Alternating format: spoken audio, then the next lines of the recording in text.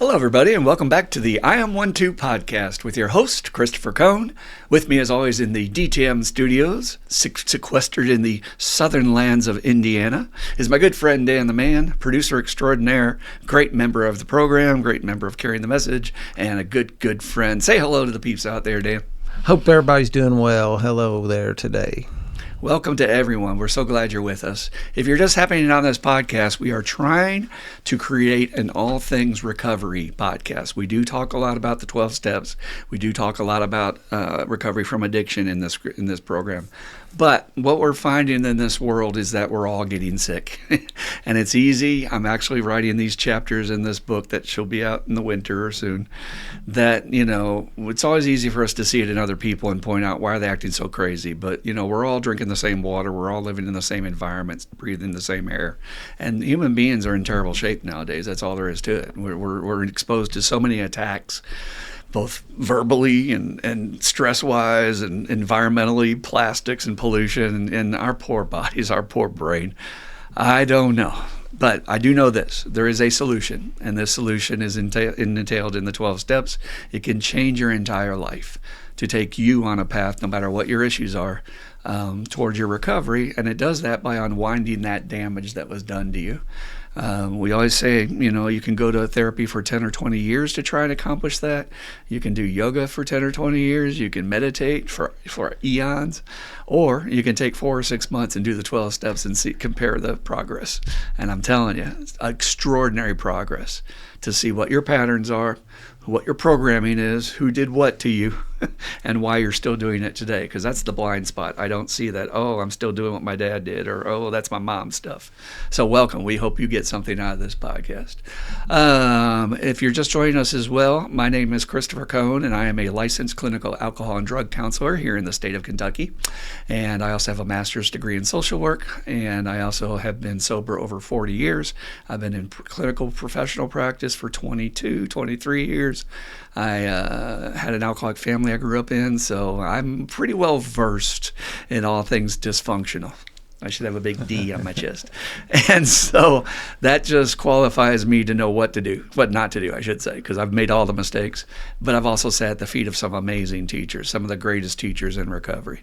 And recovery as an overall thing is a progressive experiment. It started in 1935 with Bill Rilson meeting with another alcoholic to start talking about their stuff.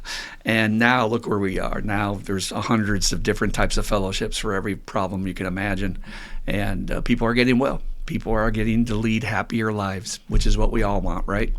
And you don't have to buy it at a store. So welcome. We're glad you're here. So today's topic is going to be a little history overview about how we got here, with the title being What a Long, Strange Trip It's Been. Yes, if you're a deadhead, you get it. This history of addiction has been really shameful, to be honest with you, about how we've treated people who have this illness, how we don't know how to treat people with this illness. And you'll see by the time I get done, thank God we're in the 21st century and we are starting to have some science, some brain science and scans to tell us why people are doing what they're doing. They're not possessed by demons. They're not weak. They're not ne'er-do-wells. They're sick. And so if someone's sick, you can treat it. They can get better. Okay, so let's go back to the beginning. We're going to talk about this guy who started the whole ball rolling by the name of Caveman Joe. Caveman Joe is a normal caveman as far as he knows. He likes to be liked by his tribe. He likes to go out hunting with the guys. He brings home meat. He's a good hunter. And pretty much everybody likes Joe. He's all right. Well, one day Joe's out walking out in the bush all by himself, and he sees this tree with these berries on it, and he's never had them before. So he takes some of them and he chews them up, and he goes, I'm feeling a little good after these berries here. And he didn't know what it was. It was a chemical effect. Probably someone had to try it the first time, right? So he gets an idea. He goes, maybe if I chew up some of these berries just a bit and I leave them out in the sun and I let them dry out, maybe it will intensify the result. And yes, he went back 3 days later. He ate the berries and he got drunk off his butt. Came home. He's stumbling around. Everybody's like, what's wrong with Joe? But he's like, don't worry about it. I'm good. But here's what happened. Joe had an idea. Joe wanted to be president of the tribe. So Joe thinks, this is what I'm going to do. I'm going to invite the guys over for the football game next Sunday. And instead of serving nuts and twigs and sticks like I usually do, I'm going to give them berries, nothing but berries, okay? And they're going to be the magical berries. So he has all the guys come over, the elders and everybody, and they all eat the berries and they get drunk off their ass. And they all run home. They screw their wives. They get crazy with their kids. And everybody's having a good time. And they think, wow, Joe, you have found the answer. We are going to vote you to be president of the tribe, which, pretty much means he's still owned by the corporations and has no power, but he'll be president of the tribe. That's a joke for all of you getting too much caught up in politics these days. So everything seems good. Should be a perfect story, except for one thing. Joe is 1 out of 10 cavemen. Joe has a biological, wired genetic response to these berries that he wants to do them too much. So now, in a very short time, the guys are finding that instead of going hunting, Joe is in his cave doing berries. They come home, Joe has been hitting on their wives doing berries. Joe has turned into a complete waste of time. And they're like, we're going to give Joe some treatment. Can you all imagine what Caveman Joe had for treatment back in the day? Was he carted off to some fancy hospital and given hot rock therapy and yoga? No, that was not the treatment. The treatment back in the day in the tribe, if you were not carrying your fair share and you were actually a liability, was exile. They were going to kick you out into the wild, and you were probably going to die because you could not survive on your own. There's this picture in my head I have from the first Highlander movie where literally they thought he was a warlock and they put this ox bow on him and they're all throwing rocks at him and kicking him out of the village and he's running for his life before they stone him to death, and he's up on the mountain looking down at this village and he's like, what do I do now? Exiled. And we still do that today. We just call it prison. Get out of here. We don't care where you go, but you got to get the hell out of here. It's closing time.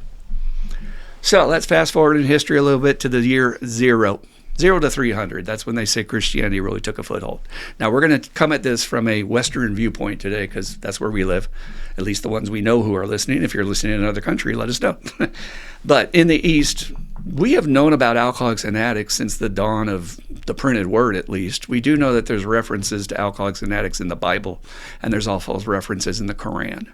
So we were making enough of an impression that we made our way into those important books even back then. But in the East, everybody knows the old proverb, and I think it was Confucius who said it, first the man takes the drink, then the drink takes a drink, and then the drink takes the man. So that was a warning, be careful, okay? So we got church now. We got spirituality. This is what Joe needs. He is wrong with God. He needs to get the demons cast out of him and go and participate, and we will heal him from his condition. Now, if you have never been to church and not looked around and seen this, but I guarantee there's at least one almost every Sunday. This is the family member that the rest of the family has dragged to church after a rough Saturday night. And that guy is bleary-eyed, has a massive headache, can barely know where he's at, but he's standing up and he's singing God Bless Him to participate because his family and his friends are telling him this will make you stop eating the berries. Literally, they're telling him this will cure your condition. So he's trying. And when you see those guys, man, send a prayer. It's a pitiful sight. They're there. They're trying to repent because they're being told you're a bad person. You're doing wrong. Has nothing to do with our condition. We do bad things, but that's not why we're drinking and drugging. All right, so he did not get well. Caveman Joe died, just like the one that got exiled. Let's fast forward in history a little bit more. Let's go to the 1600s, the Age of Enlightenment. Now we got science. We actually know some things about how things work. If you had any medical condition, including liking to eat berries, which is now alcoholism, if you had any condition back in the 1600s, do you know what your main form of treatment was? Anyone want to guess? Anybody seen the Saturday Night Live skit? Yes, leeches. We're going to bleed you. Why are we going to bleed you? Because you've got bad humors. What is bad humors? You've got evil spirits in your blood. Yes, folks, 424 years ago, we were bleeding people because they had demons in them that we needed to get the bad blood out. And they didn't even know about replacing the blood they're taking out. And a lot of people died during treatment. But you know what? Caveman Joe is desperate. His family says, if you go, it will help.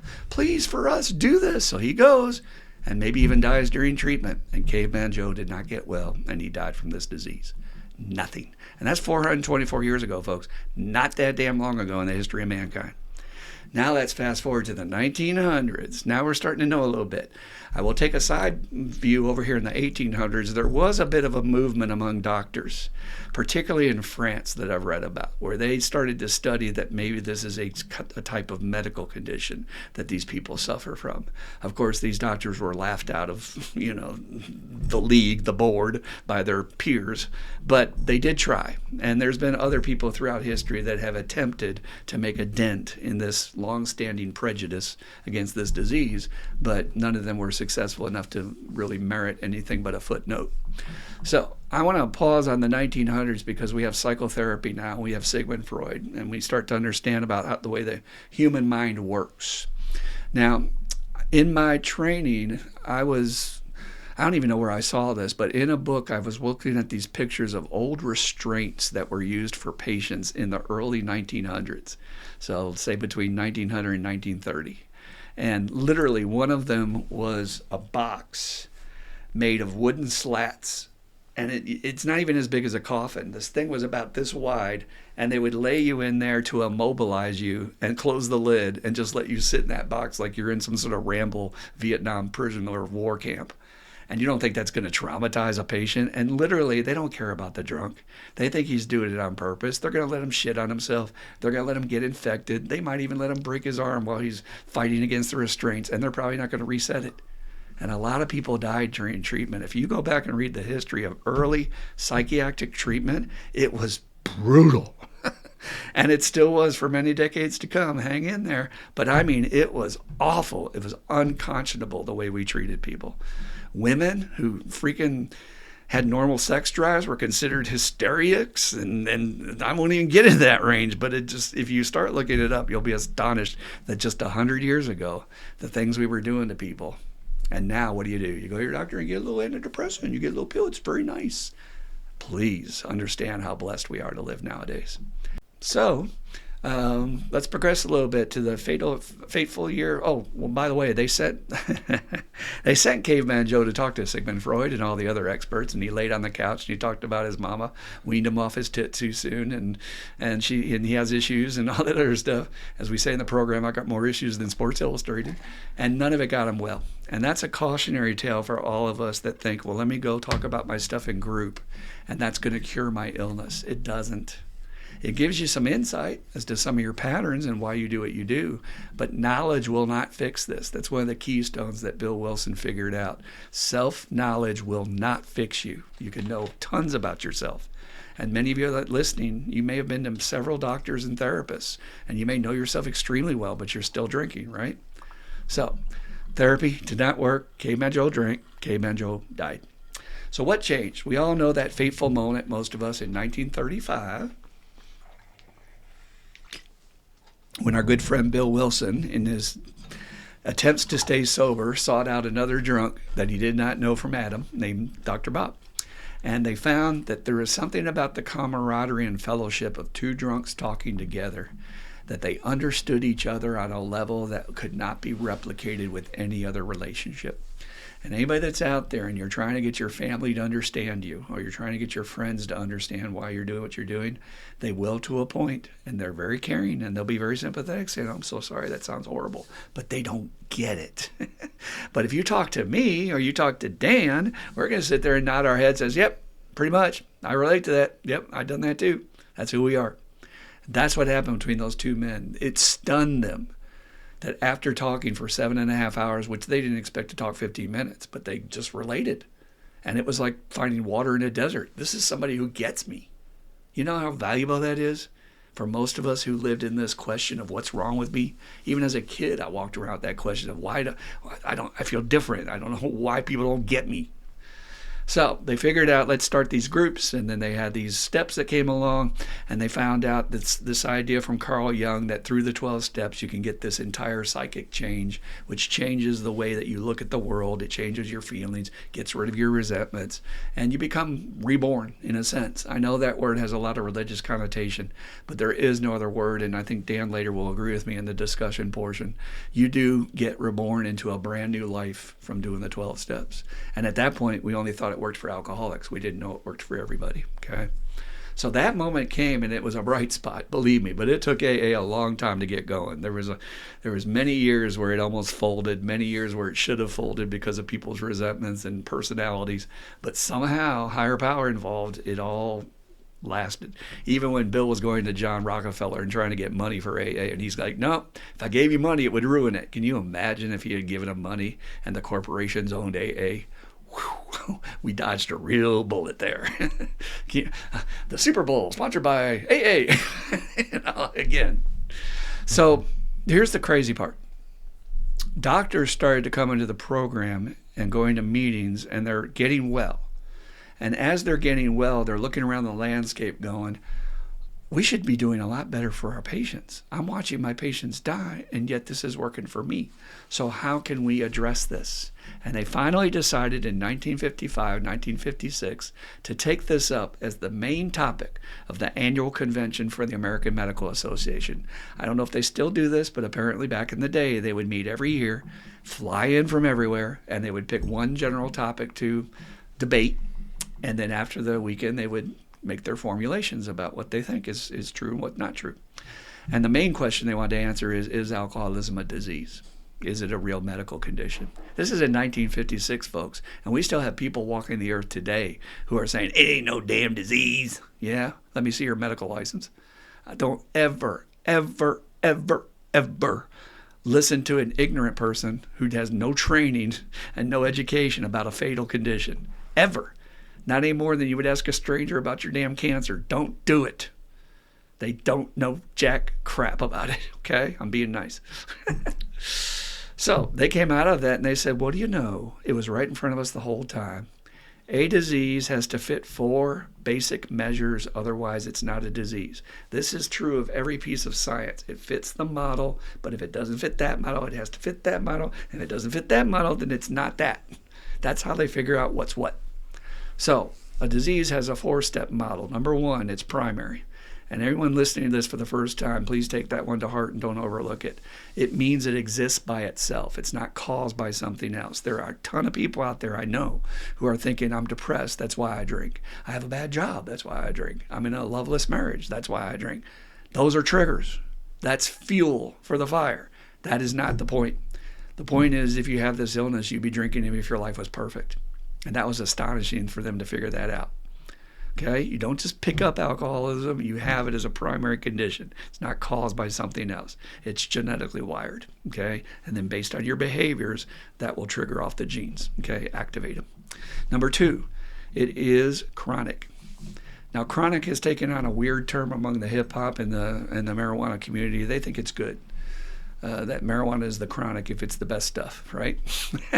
And I could be wrong on this, but I've been told this from several people, and I tried to look it up. It's hard to find the article. It was a long time ago, but I was told that Dr. Dre, in an article for Jet Magazine back in the 90s or 80s, 90s, I guess, said I was smoking too much pot and my producers were about to pull the plug on the album and I was never going to get my first album produced. So I wrote a song about the chronic, that it was bad, not good. And the entire hip-hop community said, nah, chronic's good, man. It's a chronic. Even Snoop does that crap. That's a chronic, man. Let me be clear about this. You go to any medical professional, they will tell you having anything chronic is never good. Chronic means it's not going anywhere without treatment. You are screwed. If you've got chronic back pain, if you've got a chronic sinus infection, anything you have that's chronic is horrible. It means it's not a fleeting cold. It means you've got it. You got to deal with it. So that's what this illness is. It's chronic in that if you don't treat it, it's going to just progress and get worse. And that's the third one, progressive. We all know that it gets worse. We talked about this on another podcast. Bill Wilson in the Big Book was very prophetic. He was not a doctor, but he said always worse, never better. Repeat, always worse. Yet there's times where it seems like he's regaining control. Yes, I'm doing good. I'm only smoking pot. I'm not doing fentanyl. Followed by worse relapse than ever. How did he know that? That's like brilliant stuff. And watch them. Watch guys when they leave the meeting patting themselves on the back saying, I'm sober off this, but I'm not sober off that. You still got it, bro. It's chronic. It's not being treated. So progressive. And then the last one is fatal. And like diabetes untreated, like cancer untreated, like any other chronic disease, it will kill you deader than dead, as my old sponsor used to say. Put you in the graveyard, deader than dead. And he knew because he lost his daughter to this disease. So don't even fuck with him on that. So they come out of this, these brilliant men, and they're like, oh, what do you know? It's a disease. We were wrong. We were putting you guys down. And literally in Bill's days, they're locking them in asylums. They ain't got time for no hospital or no treatment center. These are asylums. If you've ever seen the movie The Lost Weekend, when he gets picked up with a bunch of bums in the alley and his shirt's all puked on and he doesn't know he doesn't even know where he is, and the cops are throwing him in the paddy wagon, and he wakes up in the freaking ward, man, and he's watching this guy over here mumbling to himself.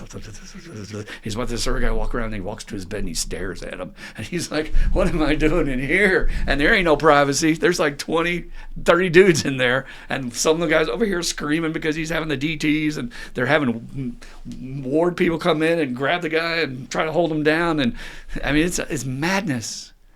And the only thing it would do is they would let you sweat it out, just shake it off. And then they give you a moral lecture, maybe if you're lucky, from the nurse. You never saw a doctor, ever. Why is a doctor going to see a drunk? They don't do what they don't do what they tell you to do. They don't show up for their appointments, and they don't pay their bills. No doctor would spend any time with you.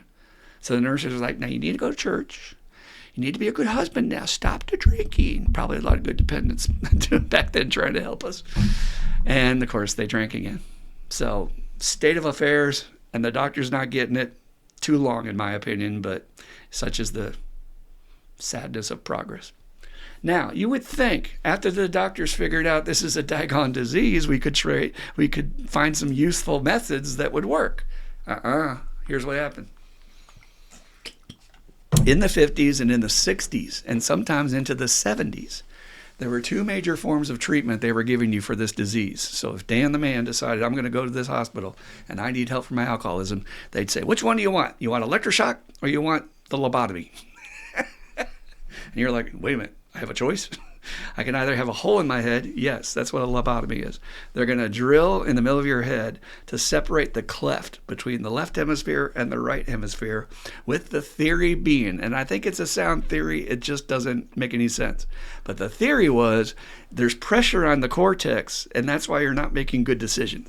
But if we can relieve that pressure by having that fluid drain out, you would make much better decisions and not do this crap anymore. Thinking that's going to stop us. If you're not laughing, you're not one of us. Yes, it's hilarious to think that's going to stop us. And I've heard stories on tapes from old guys talking about going to meetings back in the day, and they'd be sitting there with a guy next to him, and he's got a hole in his head. And during the meeting, the hole would start to drain. And he'd be like, hey, hand him a tissue. Wipe your hole, it's draining. Can you imagine? Imagine that. Hole in your head. Or electroshock. And we ain't talking about little buzz for depression treatment nowadays. We're talking like one flew of a cuckoo's nest, and he then sits in a bed and drools at himself for 3 days. Anybody that's seen the latest episode of The Penguin, where she has to do electroshocks, and oh my God, it was terrifying. It was traumatic, that episode. But again, it's more of that brutality towards addicts and alcoholics and not knowing what else to do with them. They just don't know what to do with us. So thank God we're getting into the decades where a little sanity started to prevail. In the 1970s, there were two major things that happened. One was Betty Ford. Thank God for Betty Ford and the Betty Ford Center, because she actually made a huge impact that is underappreciated in the history of addiction treatment. She was the first lady of the president in the White House, and she had the balls, and I mean capital B balls, to come out in the press and say, I'm a drunk. Hey, and not only that, I'm a pillhead too. Can you imagine anybody doing that nowadays in the environment we have, where these guys who are car salesmen and game show hosts walk around like they're perfect and they never cuss and they never say a bad, come on. And she said, you know what? I got a problem, and lots of people have a problem. And not only am I going to do something about my problem, I'm going to help others. And she started this institute called the Betty Ford Center. That and a place up in Minnesota called Hazelden were the two primary institutions that drove research for the first time, hardcore research about what is wrong with these people, and we should be doing better to help them. So thank God for that. Now, on top of Hazelden being in Minnesota, there was this thing that arose out of there that people in the program felt like we needed to bring more AA into treatment. Because up till that point, AA was like cognitive dialectic behavioral therapy, where you just sit and talk about your stuff and get feedback and group therapy and things. But there was no solution talk yet. So they wanted to bring the steps into it. And that created this thing called the Minnesota model, which, thank God, I was able to benefit from in 1983. The Minnesota model is that old great model, which I'm sorry we don't have anymore, where a person could go to 28 days of treatment, and whether right or wrong, they would take you all the way up through your 5th step. I don't know if that was appropriate or it should have been just 3 steps, but I do know that the 28 days gave me enough time to cool out and really be with my thoughts and reset what I need to look at, and take the time to do that without being distracted by anything else. Nowadays, they'll just throw you an outpatient, and you still have to deal with the laundry and with your kids and all this other stuff, and you can't really focus on yourself. So I consider myself extremely blessed to have had that opportunity. And again, these are all the forefathers and guys going before me, but I hope you're picking up the note on what I'm saying here, from whether it's the doctors going to discuss this as a disease, or whether it's the Minnesota model, which turned into something else later we'll talk about in a second. This is all driven by AA. Every single person that's in recovery needs to drop to their knees and thank Bill Wilson and Dr. Bob for starting this thing, because without that, none of this would be happening. There would be no treatment centers, and whatever they would be completely different, and we would probably have nobody getting sober. So otherwise, we'd still be going to asylums. How horrible would that be? So we went through this phase. Now remember, when we're doing all the research at first, we did not have computers and machinery to scan the human brain while you're alive. So all the research that was done in the 70s, 60s, 70s, 80s, and 90s to a point was they had to wait till you died. And then after you die, they would cut your brain out, and during autopsy, they would look at your brain like Hamlet looking at Horatio, saying, oh, poor Horatio, I knew him well. I wonder why he drank so much. You can't tell why a person drank so much by looking at the brain. You have to scan it while it's in action, see where the blood flows for activity, and see how it's popping when it sees a trigger. And we didn't get that till after the 90s, okay? And so up until then, in the 80s especially, there was this thing about denial, and they would back people into a corner, and sometimes they still do this a little bit on the show Intervention, you're an addict, you need to admit you're an addict, blah, blah, blah. That doesn't work either, and a good alcoholic will admit it and then walk out the door just to get away from these people and then go drink. Yeah, you're right, see you later. But again, we're not helping that many people still, And AA back in the 80s was a rough place to be. We'll talk about that in a separate podcast, but it was the Wild West. I call it the dark ages of recovery. There wasn't much recovery going on. There was sobriety, and there was old-timers beating up newcomers. But I'm telling you, man, it was a rough place when I first started out. But what changed? So when we had the computers come along, we suddenly had this scanning imagery. We got PET scans, we got MRIs, we've got all this way to see how the brain operates and what centers of the brain light up at certain times to show activity, so we can start to identify where does addiction exist exactly in the brain. And nowadays, most of the focus is down in the hippocampus and the limbic system in the middle of the brain. Okay, it exists in not very much thinking. It's more based on reward and pleasure and motivation, and the amygdala, which has to do with survival, and all these different parts of the brain in the middle. That's the part that's really activated by addiction, and that's the part that gets hijacked. It doesn't think. It just feels like it has to do this for its own survival, and that's why addiction is so hard to treat. Now the problem is. Up until I was coming into the treatment profession around the year 2000, and they were still teaching us things in trainings that they were just getting limited information. If you do a scientific research project, first you have to get the funding, then you have to set up the parameters, then you got to get the volunteers, then you got to execute the experiments, then you got to sift through the data, then you have to have it peer reviewed. You're talking a 15-year commitment at least for every study. I don't care what medical study it is. Every study, 10 to 15, 20 years. is what it's going to take to get that completed. So you imagine when we got the computers going in the 90s, we're going to take 15 or 20 years till we start to get hard science. So here I am in the year 2000. I go to this training, and this guy's talking about, well, we found out this thing about THIQ, tetrahydroisoquinoline, I think it's called. That means a word salad is what it is. And it's like, yeah, some researcher in Texas found out with cadavers she was working on that they had this chemical in their brain if they were alcoholic, but they didn't have it in their brain if they were normal people. So maybe that's what it is. It's THIQ. And we were actually teaching that. I was teaching that in classes when I was starting out. I was telling them, this is just research. We don't know everything about it. But we didn't know jack shit. That had nothing to do with anything. So I'm part of that evolution. I can see how things have changed since I've been in it, and we're still learning. Hold on to that thought. So once we started getting these scans back and we started finding out why these people are really acting this way, this coincided with another moment in history that needs to be appreciated for those of you especially who are not addicts or alcoholics, and maybe you're listening for a loved one or you're just interested.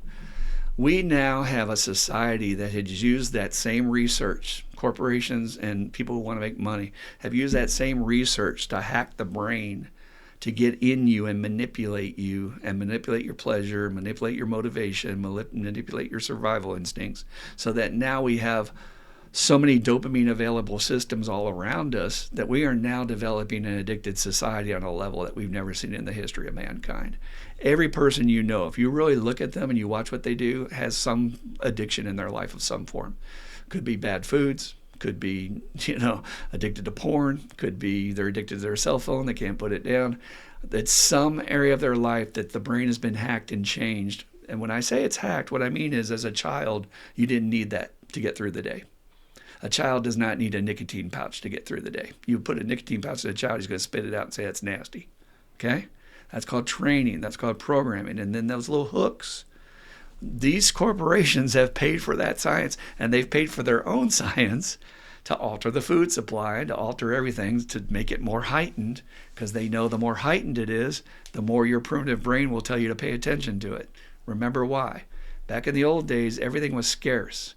So if you had a choice between a bush that could give you 15,000 calories or a bush that was going to give you 1,000 calories, even though this other bush is much more nutritious, you're going to eat the nasty bush because it's going to give you more bang for your buck because you don't know when you're going to eat again.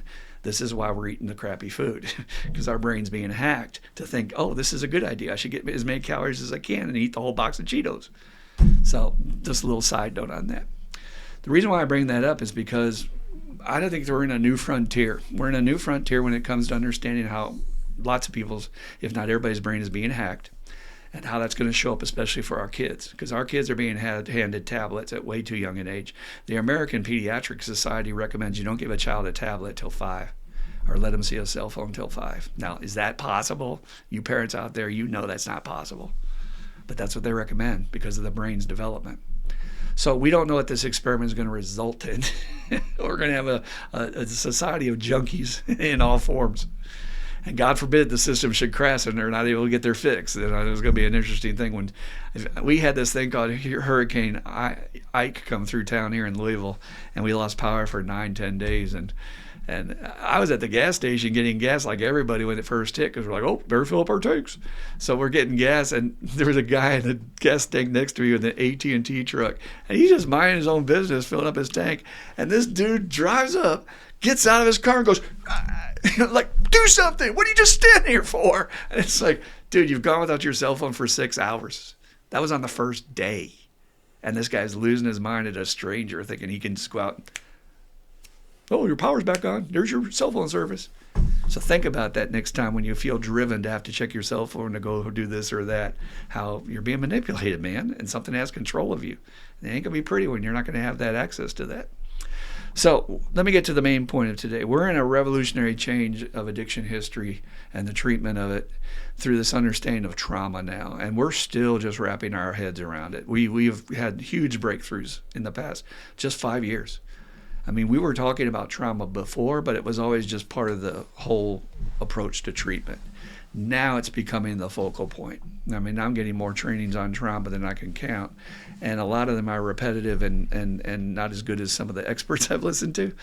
But we're understanding now that that's one of the main drivers of why people are seeking comfort for things they know are not good for them. And like we say with this podcast, that includes everything, whether it's food or whether it's excess with gambling or whatever you're doing that's hurting you and causing you consequences. We're doing that out of this need to try and either get the love we didn't get, the love, the support, the holds, the hugs, being warm, or we're doing that to heal the pain, and we don't want to feel that anymore. That's the two primary drivers of addiction, is pain and unmet needs. I'll never forget Dr. Sean from the Bahamas in a training I was at. And he's like, oh, yeah, Dr. Sean from Bahamas. I can't do an accent, but he was great. He just said pain and unmet needs, man. Pain and unmet. He must have said that 1,000 times. And I try to teach that to my patients, because here's the deal. If I heal the pain and I meet those needs that are not being met, like I get a better job, get a better relationship, I encourage my patients constantly to look around as what need is not being met, because that's what you're using alcohol and drugs for, and food and everything else. You have a need and you're not meeting it. But this understanding of trauma, I think Bill Wilson really laid the ground for this. I've never heard anybody else say this. This is Christopher's little pet theory, that Bill Wilson was a genius to discover that resentment was the cause of most drinking and drugging. And resentment to him was that unfinished business, that I have not made peace with something in my past that was so impactful that I can't put it down. And that came out of, they would see people come to meetings, they seemed like they were doing great, and then out of nowhere they would say, I'm going to go drink. And they would walk out the room, and they'd be like, whoa, what happened? The guy was doing good. We can't see it. You can't see the trigger of it. The guy having it happen to him doesn't even know he's being triggered for his trauma. So I really think he was brilliant to understand that resentments, and now we're leading into trauma, to me they're the same thing. Stuff I cannot let go, stuff I am not at peace with, stuff I'm lying to myself about that it doesn't bother me, it doesn't hurt me today. And it's showing up. It's showing up in our behaviors and why we're doing unhealthy things that we know. Remember, cortex knows this is not good for me. I should not be doing this. But let me smoke this cigarette because I need it. Let me use this nicotine. Let me hit this pipe. And again, I go back to the point that you didn't need any of this before the damage was done. When you were a child, you weren't running from any of that pain, and you weren't having to meet any of these unmet needs, because at that time you were pure. To start out with, before this world got a hold of you, you were pure.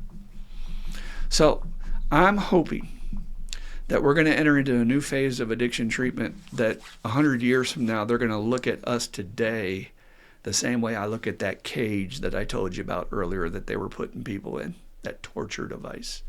That we will look back and say how barbaric that we were only giving people 2 or 3 days in inpatient, if they're lucky. That's going to be the next podcast, so stay tuned. We're going to talk about how to navigate getting into treatment and what all these options are. Our insurance companies are driving the show on everything. And that's what I have to tell I have to tell my patients every day when they get upset. Well, my employer said this, and why doesn't your hospital do that? It's like, it's not us, guy. Insurance runs the world. They decide what you get. Your doctor doesn't even have the say over what you really get. You don't believe me? I just came from my physical, and my doctor said half the time the stuff she recommends her patients to get, the insurance company won't approve it. And not only that, she told me this story where she got screwed herself. She had blood work at her doctor's office, and her insurance company should have paid for it through LabCorp. But for some reason, her doctor likes to use the LabCorp in North Carolina, and they're not going to pay for it. And I'm like, oh my God, even my own doctor's trying to navigate this bullcrap. And the rules make no sense. Why are you going to pay for LabCorp in Ohio? We're in Kentucky, and you're not going to pay for it in North Carolina? Makes no sense. And that's our medical care right now. And it's affecting everybody, including addicts and alcoholics. And so my wish to end on is that we're going to have this compassionate age, because this is what I think people need. This is old Christopher's approach to prescription for addiction. Take the motherfucker out of his environment for 90 days. Grab his ass up. Come with us. We're taking you to this woodland retreat. No hot rock therapy. Maybe some yoga. But we're going to do like wilderness training. We're going to teach you skills. We're going to have you have adventures and have fun and learn how to have fun in recovery. We're going to do some step work.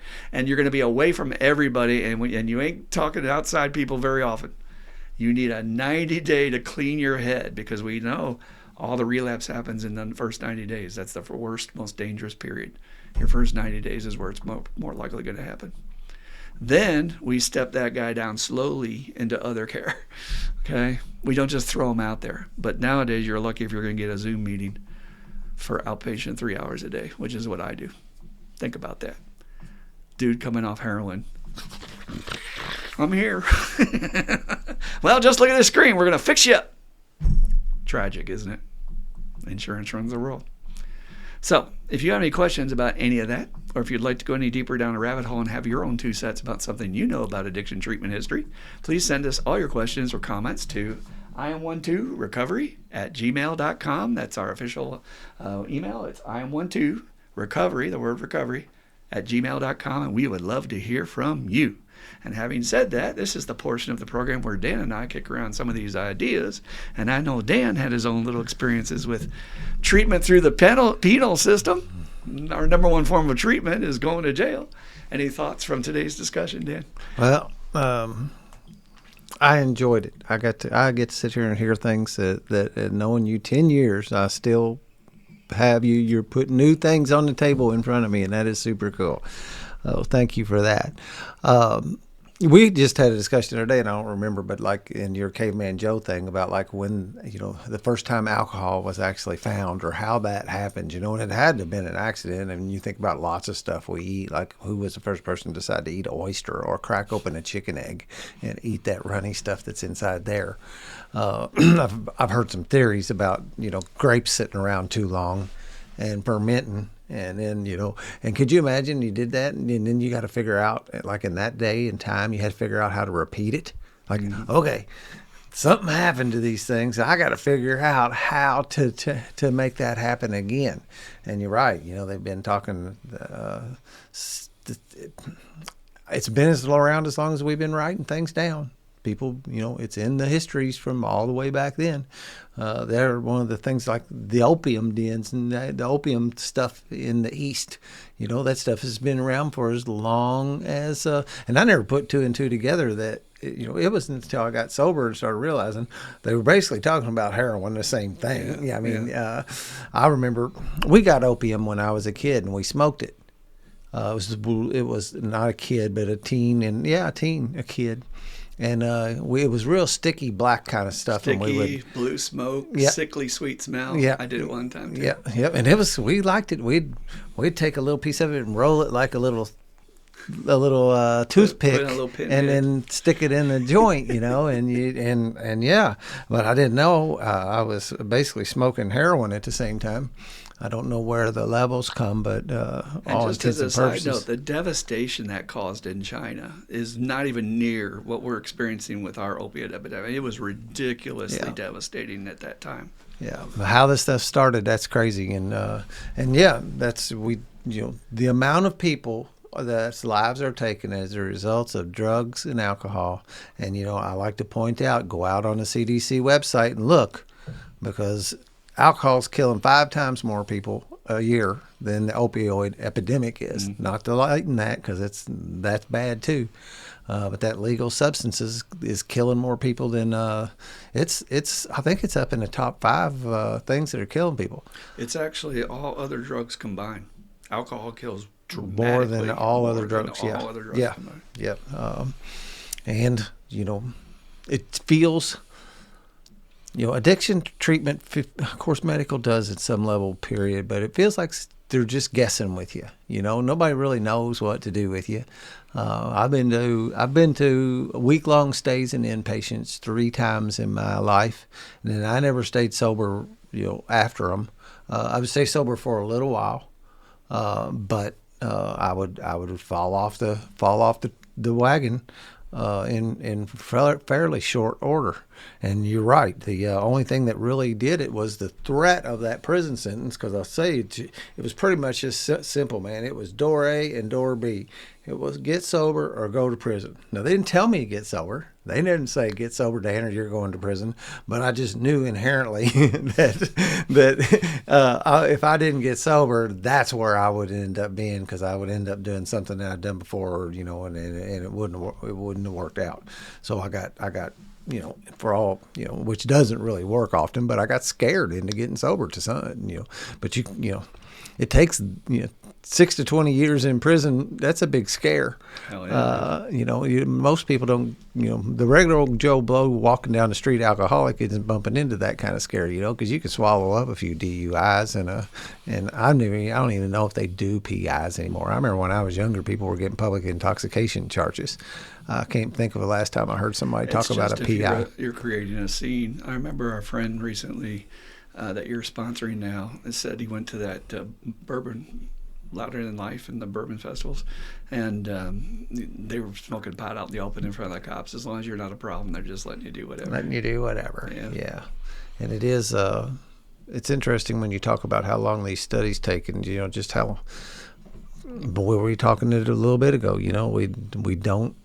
We don't prevent diseases around here. We treat them, and the corporations and the money and the insurance companies getting paid to have you be it would be to their benefit that you have a revolving door at the treatment center, so that you get to come back and pay again and pay again and pay again and pay again. So at some level, nobody's incentivized. There's no incentive to get people well. Mm-hmm. From the corporate standpoint, those guys,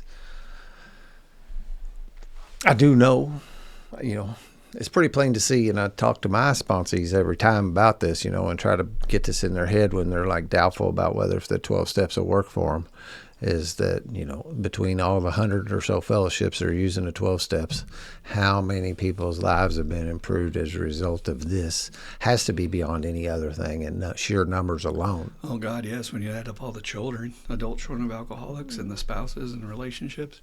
But what you said earlier really touched me, because I am in a position today where I'll get these people in group who have been through the system, and they're giving you that look like, what can you do for me? It's never worked before. And I can literally look them in the eye and tell them, I can help you. Yeah. I literally can help you. You're never going to get this in any other group. I can actually fit you right into a system with an instant community, group chat, group support, phone numbers, sponsor. I can fit you right into that today. Plug you right in. All you got to do is say, yes, I'll be there. Yep. Yeah, you can. And, and that's unusual. I mean, again, this is a big debate in the recovery community, and you're supposed to keep your recovery separate, and that's healthy. For anybody that's new in the field, please do that. But if you get to a certain point where you just feel like, fuck it, I'm just going to share what I have, and if they can go or not go, it's not being forced, it's just an option. And I've had too many people have their lives saved from that. If you know where a good meeting is at, point them in the right direction. God forbid, what I was getting tired of is they would go to their first meeting, and they'd come back and go, I don't know what that was. That was horrible. I'm never going back. Or somebody says something horrible to them. Some old timer makes a smart remark. And remember, old timers, newcomers have no sense of humor. Yeah. You cannot joke with them on shit. And you can be the most innocent comment saying, "No, what is that skirt you're wearing?" And and they'll take it like, "What? Oh my God!" And for the next 10 years, they'll drink over you. So please do not do that to them. Alcoholics are sensitive people. Oh, my Lord. But yeah, I like what you said, man. And right now your daughter's having to navigate the system a little bit. Yep. And it's so frustrating when you're on the sidelines and you're trying to figure out, are they helping her? Or, care is better today than it's ever been in the history of mankind. So I can say that with surety. I can tell her, look right at her, and just like you just said, I can tell her I know what to do to help you be better. I know. I can tell you with absolute certainty. I can guarantee you that if you will follow these suggestions and do these things I'm telling you to do, you'll get better. But that disease is that cunning, baffling, powerful Bill talks about is an amazing thing that even when the solution, we talk about this, if there's somebody said, okay, yep, you've got cancer, but we got a 100% guarantee that we can fix it. You dive right in there. But this disease has got that goofy hold on you that it's just not that easy. And I just flashed on a picture. It's like the disease has the power, but it uses anything that's at its disposal like a mercenary would. So it's taking that trauma and going, oh, good, I can use that. Come here. Yeah. And it takes that trauma you got, wraps its little tentacles around it, and says, all right, here's what we got to do. You got to go smoke up. You need to go put some in your arm. That's what we're going to do to deal with this pain, man, because that's going to take it away. And it uses that against you. So when you talk about people, and they do, sometimes we get addicted to our misery. Sometimes we're stubborn. We just want to keep using. But I really think it's that blind side that I'm so caught up in my pain, I can't operate without treating it with something. And, we're asking people to give up their number one solution when they walk in the door. Yeah, this is the only thing that's worked. And they're not going to get relief for a while because they have to go through detox and everything. And it's a damn hard journey. Yeah. Probably the hardest thing you're going to do in your life. Yep, strip off that solution, and then you have to, in time, we can heal that, but it's not going to happen right now. But it's going to, like you just said, 4 to 6 months, baby. You won't be fixed, but you will have a great deal, an amazing amount of relief if you'll just hang in here and do that. And that 4 to 6 months is such a drop in the bucket, man. And I'm always quick to remind my patients we have an antidote for early recovery. We do. You don't ever have to be alone again. I've watched somebody recently in our groups, and I've watched the power of the group pull them in. Just, when they're just out of their mind, going left and right, don't know what's going on. And you just come here, I got you. You're all right. Come on with us. You'll be all right. And they're laughing now, and they're joking with guys after the meeting. And I'm like, that's only in a couple of weeks. That's a damn miracle. That's the same thing that happened with Bob and Bill. That is still the heart of our beating program, is 2 or more alcoholics or drug addicts talking to each other. Astonishingly how effective that is to get over that hump of your early recovery. Yeah, it is, and it is. It is so fun watching. I don't want the people to have to be in the pain and what gets them to us, because they come in a mess, and I was a mess when I got here too, and no, you are too, and but more there's nothing beautiful. There's nothing more beautiful than to watch these people heal. And then they turned out to be these laughing, productive dudes that get good jobs, and their marriages are better, and their kids I love them, and not scared of them anymore, and just the whole thing. It's just it's a miracle. It's beyond words, and the keys are here. We can make you a set of the keys if you want it. One last joke to end on. I remember that old story I heard. Speaker said that. He knew this guy in the group who was a pretty well-to-do psychiatrist in his community and very well known for what he did and very professional. And the guy was in the group, and he was one of us. And he was going to go to his convention that year where they were going to discuss alcoholism and addiction. And he said to him, well, let me know what they say. I'm really interested to hear. So he goes off to San Francisco and goes to this convention for a week, and he comes back. And the guy's like, well, what'd they say, man? Did anything new? Did you learn anything? And the guy goes, well... These psychiatrists, man, they're very smart, very educated, very learned people, but they don't know jack shit about alcoholism. And he just laughed, and it's just sad. It's just, you either get it or you don't. And it's such a blessing that if you have a therapist for this particular illness, if they're in recovery, that's a game on. That's somebody who's going to be able to understand you on a different level. God bless all the other practitioners, because we need everybody helping out. That's what I was going to say. And I don't dismiss them at all. My old sponsor, my supervisor, when I first started at my treatment center downtown, he said, do I have to have cancer to be a good doctor for cancer? I think it's a very valid point. You need to know your shit if you're a good cancer doctor, but you don't have to have it. Yeah. But again, this is a little bit different with the emotions involved.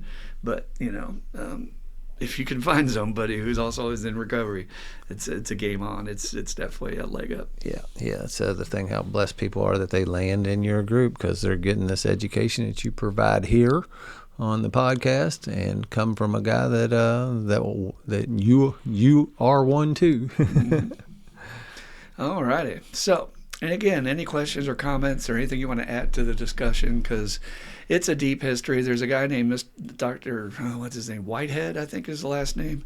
And he's written the official book on the history of addiction treatment in the West. And it's a big old tome. I've never read the whole thing, but it's a deep subject. We really did the light version today. So, all right, now is where we're going to transition to our question and answer period, where you at home get to send us your questions about anything at all. So literally, whatever issue is going on in your life, a relationship issue, a job issue, a dog not liking you anymore issue.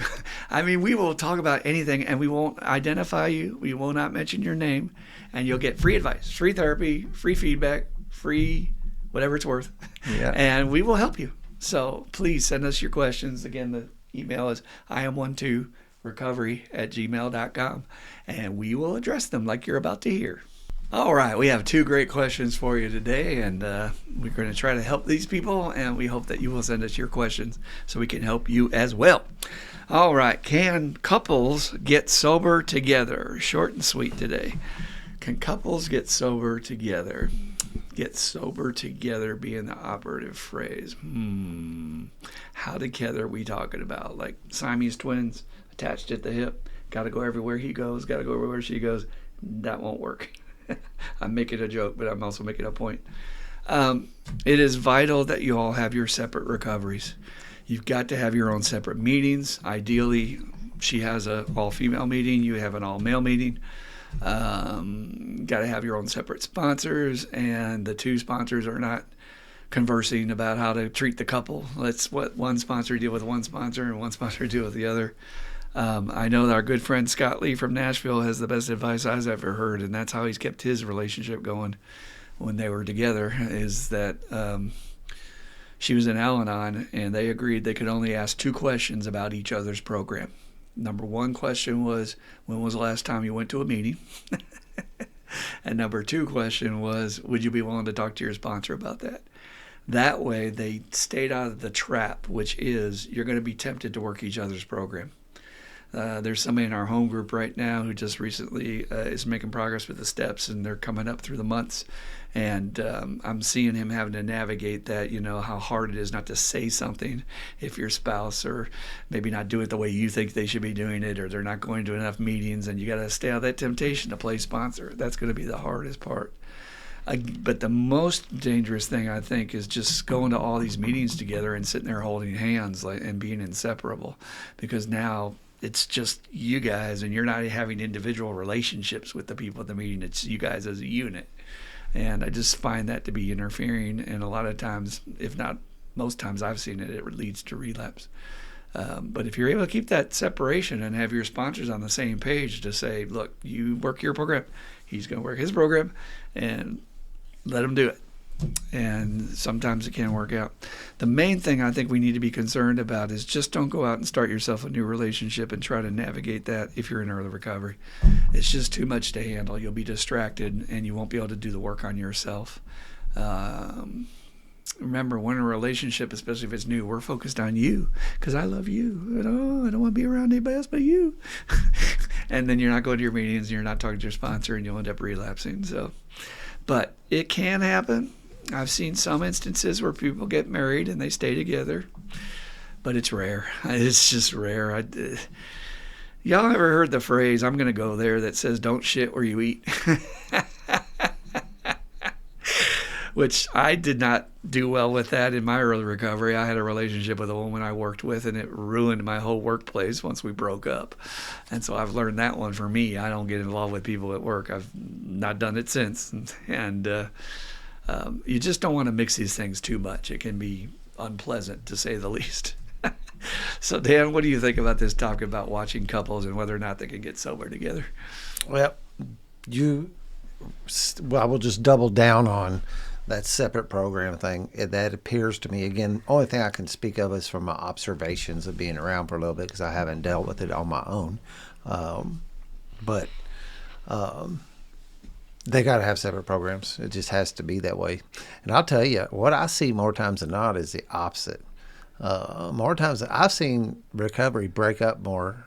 I would have never thought. I don't know why I was flabbergasted at that rate of let's say divorce, split up, or whatever, when one or both people get sober. And I think there's a piece of it is like, I like to say that when these people got together and they were one or both was in active addiction, alcoholism, their pickers were broke. It wasn't operating right, and they picked something. And then when they sober up, this huge transformation that happens to you, you go, oh, hold on. I wouldn't have picked her I wouldn't pick her today, or I wouldn't pick him today. And it does surprise me how often that happens. I've seen a few, I've got good friends that have navigated it and actually, grew their relationship and increased it through being in recovery. And probably one of the very few relationships I actually, I'll say, covet, that I could see, hey, yeah, that looks pretty good, I like that, is 2 people in recovery that are operating on their, on their own recovery. They have their own programs, and they go to some meetings together, but it's few and far between. Most of the time, if somebody they know, a mutual friend, is speaking or something like that, and they might both be at that meeting to support the person. But other than that, man, their recoveries are completely divided. There is no crossover inside of it, and I think that's part of the reason why it's working so well. That's a great point. I wanted to add, I think what threw me off was the word sober together. Now, if you change that one word and say, can couples get recovery together? Now, see, 100%. If you have a spouse that's willing to go to Al-Anon and work on their codependency, their relationship issues, maybe get a therapist while you're going to your meetings, that can excel. Yeah. That's the kind of relationship that's going to survive and not end up in a divorce. But the main issue for us alcoholics, and see if you agree with this, we're too tempted to work somebody else's program because I don't want to look at my own stuff and work my own program. So if you're in my life and I'm going to inventory you, take your 10-step every day, I'm going to be like, well, you need to work on this. And then that's a great way I don't have to look at myself and what I really need to be working on. Yeah. That's the temptation. Yep. And, just plain in life, it's hard not to want to tell anybody, to say, hey, you kind of have to reel that in unless that's your job with this person, like you're their sponsor. You probably ought to keep your mouth shut. Especially if you want to stay in the big bed. Yeah. And keep your mouth shut. No That's a doubt. good idea. But it's an interesting phenomenon to watch it, how often, and the things of people. We always joke around and with our guys that these guys that meet a girl in treatment or shortly thereafter, and God sent her, and but God sent her, and everybody's standing around going, "This is not a good idea." How many examples do we have? Sid and Nancy, Kurt Cobain and Courtney Love. I mean, come on, 2 addicts together is never good. Yeah, no. But again, talk to your sponsor, navigate it, work the tools. If you really want to make it happen, you can make it happen. But you're going to have to be disciplined, man. You got to be 100% honest with your sponsor when you guys are slipping and not doing what you need to be doing for yourselves. Yeah, separate recoveries. Circle around. It's not on that topic, but you mentioned that thing about the getting in relationships. And we've hit that as a question here early in recovery, and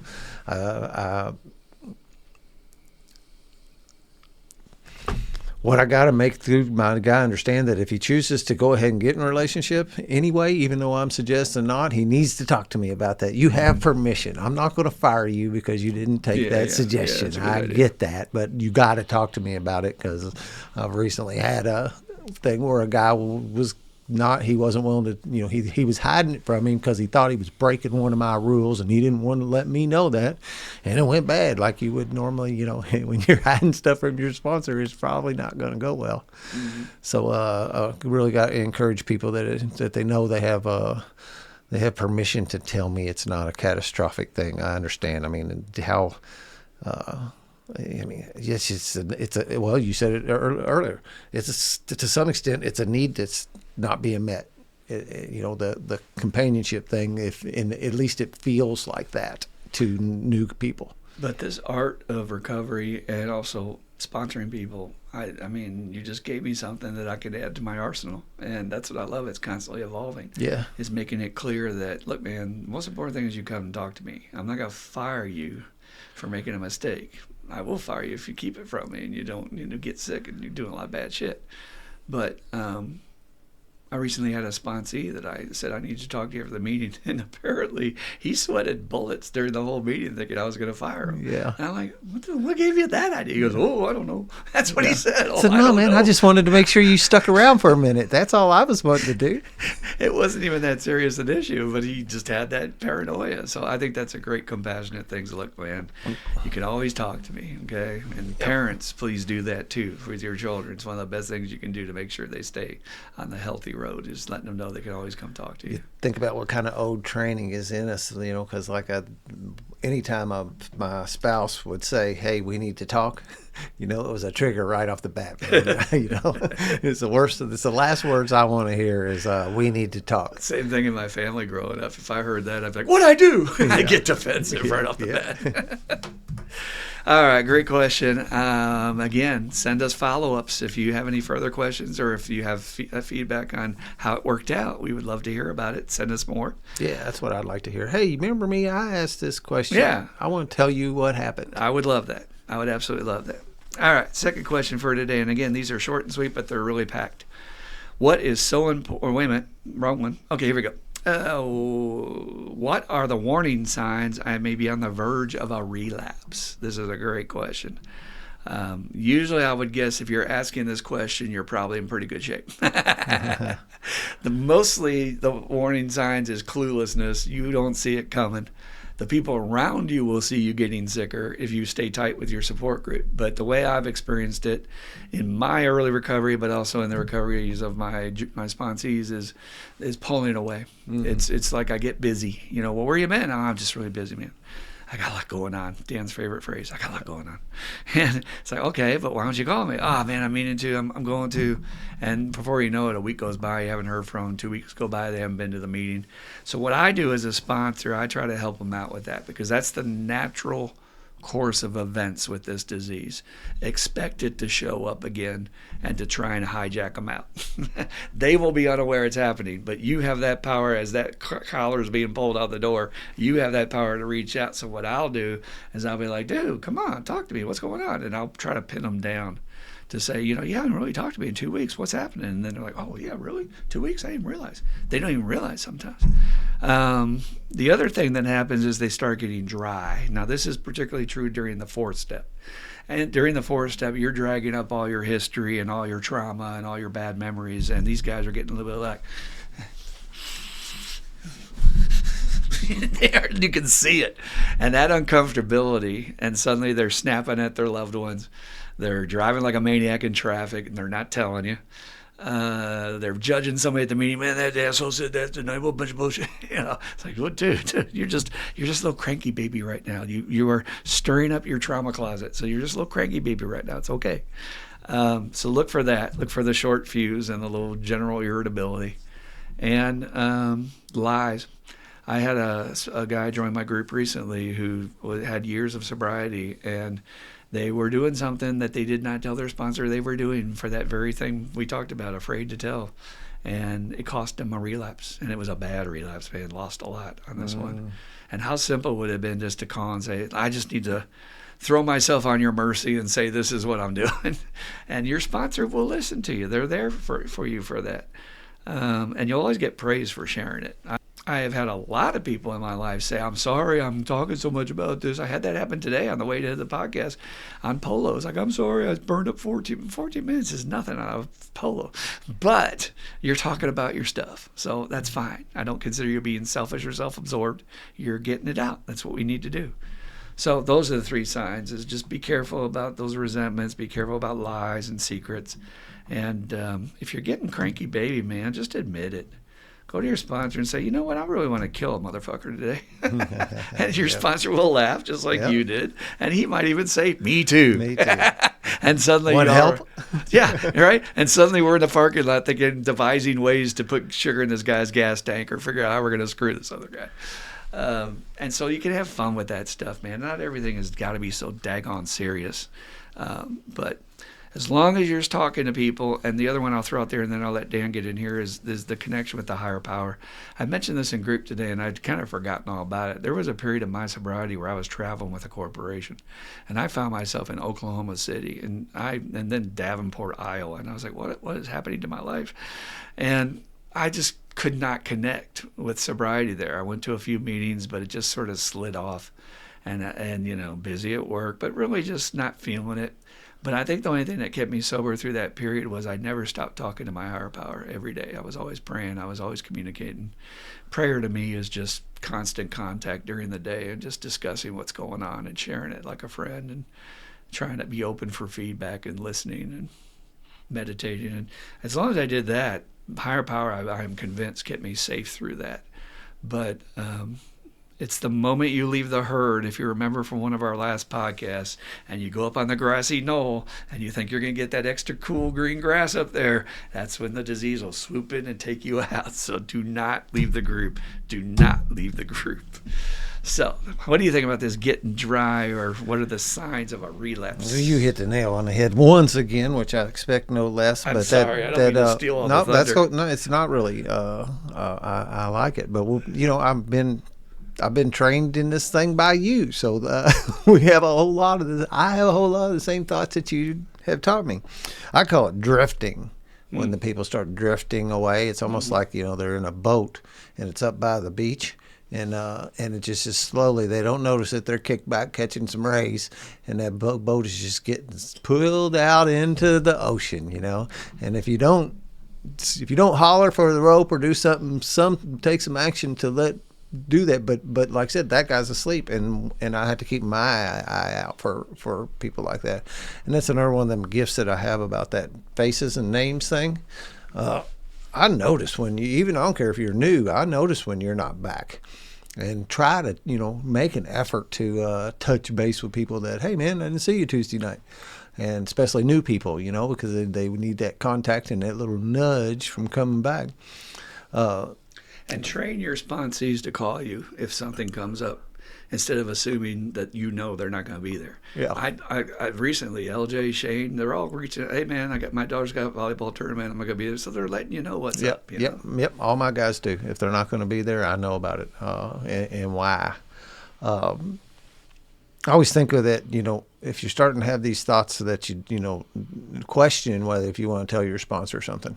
It's not even something that you're afraid to tell them. If you're even questioning it, it's already creeping in on you. And it's, a good sponsor makes it a safe place to share all the time, and you're never going to get in trouble. That's the other thing you taught me, to break that thing about, and I do it when guys call and they say, hey man, I'm just checking in. I said, well, I ain't your damn probation officer. We ain't checking in. We're touching base with one another, man. I don't want you to feel that you're having to check in with me. This is not what that is. I'm your friend, and in order to be your friend, we need to talk once in a while. If you want to have this relationship. I had this picture of a wedge, and when you said that, and it's like this disease will come in and just divide. It will. You and your sponsor. And it'll start telling you lies like, oh, that guy doesn't really care about you. Whatever the hell you're listening to in your head. So there's this old saying, and it's the motto of the state of Kentucky: a house divided against itself cannot stand. Yeah. And I frankly have been repeating that phrase in my head for the last 20 years with our political problems in America. That us being split against our neighbor for the purposes of power and abuse. And nothing else but selfishness. No good purpose. It's not going to serve anything but the person whose pockets are going to get lined. But they're going to come in and just wedge that separation between you and your neighbor, and then we have that power over you to just do whatever we want, take you this way or that. So I had that picture when you came in. The disease just comes in. It's a sledgehammer wedge right in the middle between you and your sponsor. Yeah. And so you're right. As soon as you start having those thoughts about maybe I should, you better run, not walk to do it, because you're pretty soon going to get to the point where you're, because it'll be too late too fast. Right. I'm not calling them now. Oh, that's it. It's the thing about, like, and I've done it, where I drifted. That's what I did when I had that year back in 2011. I just stopped, just real slow, and I didn't even really recognize, and I could justify it to myself, and that I wasn't, I didn't call my sponsor like I used to, and then something would come up and I'd miss a meeting, and then hell, I missed it last week. I missed it again this week, and just little by little by little. And again, I can't see it. I didn't see it when it's in front of me. As I speak, I'm talking from looking in the rear view mirror of what happened. I didn't even see the disease sneak up on me. Mm-hmm. And one day it looked like a good idea to have a drink. On the other side of that equation, just so you sponsees know what's going through your sponsor's head, maybe you're the same, maybe you're different, Dan, but when my sponsor gives me the heads up that he needs to talk to me at the meeting, there's a part of me that gets a charge. Because I know it's like, all right, what has this son of a bitch been up to now? What's he going to tell me? What's it involved? What kind of drama? It may be the only interesting part of my day, right? A lot of our days are just going to work, doing the chores, going to sleep, right? So now my sponsor is like, okay, I'm going to drive to me. He needs to see me after me. What do you want to talk about? What's going on? And then you find out it's usually something stupid. But again, try to have a sense of humor about it. Newcomers have no sense of humor. We said that earlier, but try to have a sense of humor, because your sponsor will probably laugh at half the stuff you do, because they've done it too. Yeah, they've done the same crap. Yep.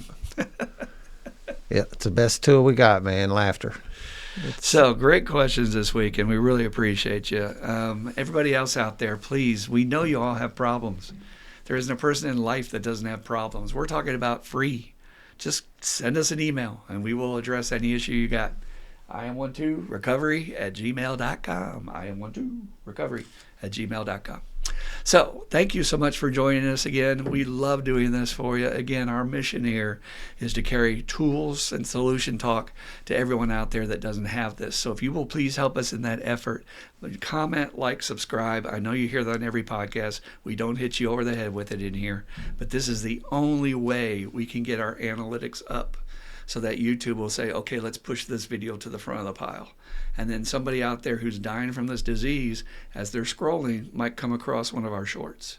Literally, that's what we're up against. And we're talking about people whose podcasts have thousands and millions of views. So any little bit you can do to help us with that, we appreciate that service work. Yeah, and thank you, Vlad, for sharing the podcast today on your Facebook page. Did he? Yeah. Fantastic. Yeah, and if you've done it and I didn't see it, I don't. There's a chance I didn't see it, but I did see Vlad do that today. Put that out for any of our other listeners that didn't get that text. What are you asking Vlad to do? What did you ask him to do? I asked everybody to, if they have social media, to share the show on their pages, because it's a whole lot of overlapping circles, and my circle's got boundaries. I can only reach so far. But if Vlad, me and him will overlap, but he's got people that I don't know. And if more people do that, that will, expose the podcast to a whole lot more people. And so I like the way you put it. I think it was like, if this has helped you and you think it might help somebody, please share it. Yep. That's all. That's what he did too. Yep. Cool. Yep. So thank you. And thank you to all of our listeners so far. You guys have Amen. been loyal and great every week with the good comments and getting feedback in person. And our numbers are going up. I think we recently passed 10,000 views, which is incredible, since we just started on April 29th. So literally, what is that? May, June, July, August. That's 5 months. Yeah. Pretty extraordinary.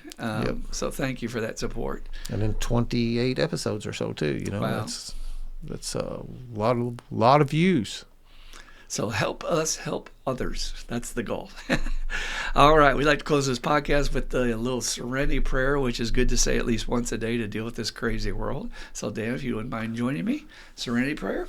God grant me the serenity to accept the things I cannot change, the courage to change the things I can, and the wisdom to know the difference. Just for today. Keep coming back. It works if you work it, and you die if you don't. Woo-hoo! We love y'all. Come back and see us.